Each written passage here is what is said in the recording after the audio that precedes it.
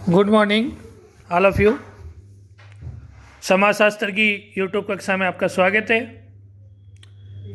मैं घनश्याम सैनी, सहायक आचार्य, श्री कल्याण राजकीय कन्या महाविद्यालय सीकर। आज हम चर्चा करते हैं भारत में समाजशास्त्र या भारत में समाज व्यवस्था में परिवार के कितने स्वरूप या प्रकार हो सकते हैं, उस बारे में। भारत इतना विशाल देश है कि सभी प्रकार के परिवार यहाँ किसी न किसी समाज में मिल ही जाते हैं। समाजशास्त्रियों ने परिवार से संबंधित अनेक अध्ययन किए। MM शाह, इरावती कर्वे इत्यादि विभिन्न आधारों पर परिवारों का वर्गीकरण किया है। जैसे पहला, सदस्यों की संख्या के आधार पर परिवार के प्रकार। भारत सरकार की जनगणना रिपोर्ट 1951 में परिवार का वर्गीकरण परिवार के सदस्यों की संख्या के आधार पर निम्न प्रकार बताया गया। सदस्यों की संख्या 1 से 3 है तो छोटा परिवार, 4 से 6 है तो मध्यम परिवार, 7 से 9 है तो बड़ा परिवार, 10 या उससे अधिक है तो विस्तृत परिवार। दंपतियों की संख्या के आधार पर वर्गीकरण, इसमें 2 प्रकार हैं। केंद्रीय या नाभिक परिवार, अगर परिवार में केवल पति पत्नी और उनकी अविवाहित संतानें हों तो उसे केंद्रीय या नाभिक परिवार कहते हैं।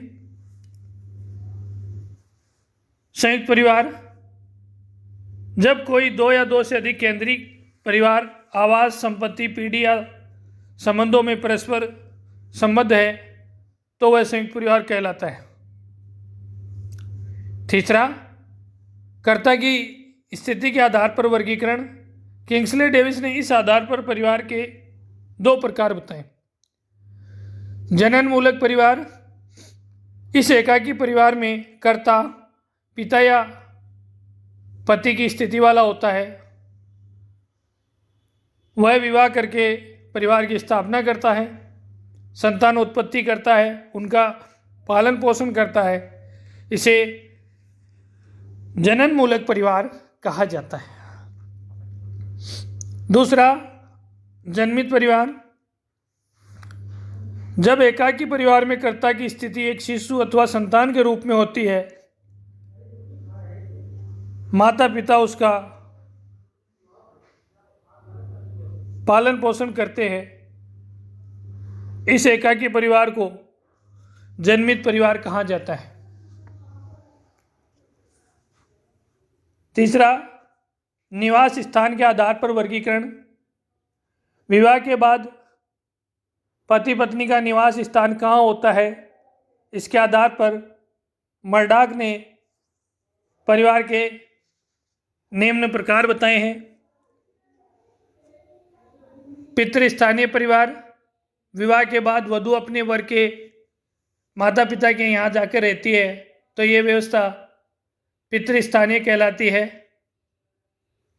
हिंदू समाज, मुस्लिम समाज, भील, खरिया आदि में ये व्यवस्था पाई जाती है। मातृस्थानीय परिवार, इस प्रथा के अनुसार वर को अपने माता पिता का घर विवाह के बाद छोड़ना पड़ता है और अपनी वधू के माता पिता के साथ रहना पड़ता है। तो यह आवास का नियम मातृस्थानीय कहलाता है। खासी और गारो जनजातियों में यह व्यवस्था है। मामा स्थानीय परिवार, कुछ समाजों में विवाह के बाद विवाहित दंपति वर के मामा के पास जाकर रहते हैं। ऑस्ट्रेलिया की मेलानेशिया इट्रोब्रियांड जनजाति में यह प्रथा मिलती है। द्विस्थानीय परिवार, कुछ समाज विवाहित दंपति को उनके किसी भी साथी वर या वधू के माता पिता के पास रहने की अनुमति देता है। इसमें वर वधू निवास स्थान का निर्णय करते हैं। नूतन स्थानीय परिवार, जब नवविवाहित दंपति नया आवास स्थापित करते हैं जो दोनों के माता पिताओं के स्थान से दूर स्वतंत्र अलग स्थान पर होता है, ऐसी व्यवस्था को नूतन स्थानीय परिवार कहते हैं। मातृ पितृ स्थानीय परिवार। कुछ समाजों में नव दंपति विवाह के बाद प्रारंभ 1 साल व प्रथम बच्चे के जन्म तक वधु के माता पिता के पास रहते हैं, उसके बाद स्थायी रूप से वर के माता पिता के पास रहते हैं। इसे मातृ पितृ स्थानीय व्यवस्था कहा जाता है। सत्ता के आधार पर पितृसत्तात्मक परिवार। जब सत्ता परिवार में सबसे बड़े पुरुष में निहित होती है, वह परिवार के सभी निर्णय लेता है तथा सबको उसके निर्णय का पालन करना होता है, तो ऐसे परिवार को सत्ता के दृष्टिकोण से पितृसत्तात्मक परिवार कहा जाता है। दूसरा, मातृसत्तात्मक परिवार। जब परिवार की सबसे बड़ी स्त्री को सत्ता दी जाती है तथा वह परिवार के सभी निर्णय लेती है एवं उसके निर्णय को परिवार के सभी सदस्य मानते हैं, तो वह सत्ता की व्यवस्था मातृसत्तात्मक कहलाती है। वंश नाम के आधार पर वर्गीकरण। पितृवंशीय परिवार। जब वंश परंपरा पिता से पुत्र को चलती है, पुत्रों को पिता का वंश ग्रहण करना होता है, तो परिवार पितृवंशीय कहलाता है। मातृवंशीय परिवार। जब वंश परंपरा परिवार की माता से पुत्री की ओर चलती है, माता का वंश अपनी पुत्री उसकी पुत्रियां आगे चलाती हैं, तो ऐसे परिवार को मातृवंशीय परिवार कहा जाता है। द्विवंशीय परिवार। जब वंश परंपरा पिता से पुत्रों अथवा पुत्रियों की दिशा में चलती है, अर्थात इनमें कोई भी विकल्प लिया जा सकता है, तो ऐसे परिवार को द्विवंशीय परिवार कहते हैं। उत्तराधिकार के आधार पर वर्गीकरण। उत्तराधिकार परिवार में मुखिया के बाद किसे प्राप्त होगा, इस आधार पर परिवार निम्न प्रकार हैं। पितृमार्गी परिवार। जब संपत्ति आदि अधिकार पिता से पुत्र को प्राप्त होता है, तो वह पितृमार्गी परिवार कहलाता है। दूसरा, मातृमार्गी परिवार। जब संपत्ति आदि अधिकार माता से पुत्री को उत्तराधिकार के रूप में प्राप्त होते हैं, तो परिवार मातृमार्गी कहलाता है। बंधुत्व के आधार पर वर्गीकरण।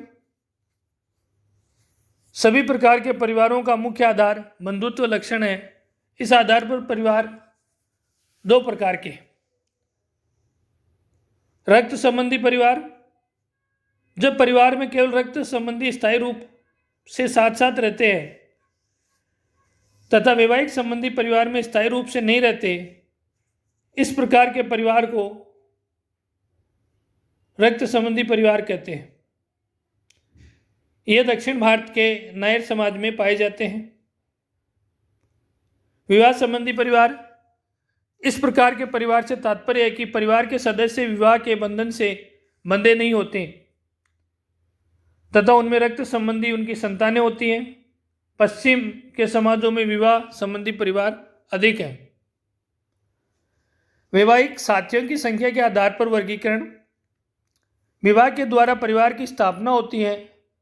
जिस प्रकार का विवाह होगा उसी प्रकार के वैवाहिक साथी में परिवार होगा। इस आधार पर परिवार के 3 प्रकार हैं। एक विवाही परिवार।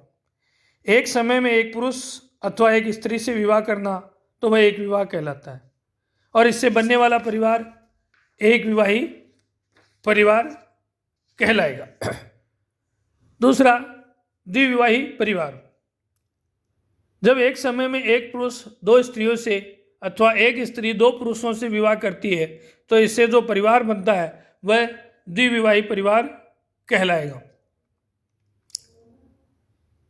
बहुविवाही परिवार। बहुविवाही परिवार बहुविवाह से बनते हैं, जिसके निम्न प्रकार हो सकते हैं। बहुपत्नी विवाही परिवार, जिसमें एक व्यक्ति एक से अधिक पत्नियों से विवाह करता है। भगिनी बहुपत्नी विवाही परिवार, यानी जो पत्नियां हैं वो सब आपस में बहनें होती हैं। अभगिनी बहुपत्नी विवाही, यानी जो पत्नियां हैं वो आपस में बहनें नहीं हैं। बहुपति विवाही परिवार, भातृ बहुपति विवाही परिवार, यानी जो पति हैं 2 से अधिक, वो आपस में भाई हैं। अभातृपति यानी जो अधिक पति हैं वो भाई नहीं है। तीसरा इसमें समूह विवाही परिवार, ऐसे परिवार, ऐसे समुदाय जिनमें एक पूरा समुदाय दूसरे समुदाय की सभी स्त्रियों से विवाह करता है, समूह विवाही परिवार कहलाता है। परिवार में सदस्यों की संख्या के आधार पर मूल रूप से 3 चीज़ें हैं: नाभिक परिवार, संयुक्त परिवार और विस्तृत परिवार।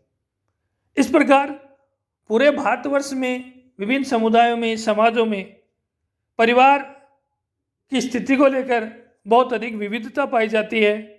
धन्यवाद।